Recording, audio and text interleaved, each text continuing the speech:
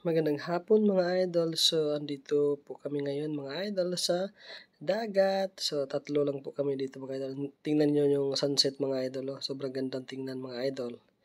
Tapos, ang linaw ng dagat mga idol. Tingnan nyo. Located lang po ito mga idol sa Libuganon Beach Resort sa Tagum City po. So, malapit lang po ito sa sentro ng Tagum City. Ayan po mga idol. High tide kasi ang mga idol. So, kaya ganun no. May mga bula-bula. Pero hindi naman yan mga idol. Ayan. Ang ganda naman mga idol. Linaw. So, napakalapad ng mga idol. Ng dagat. Ayan.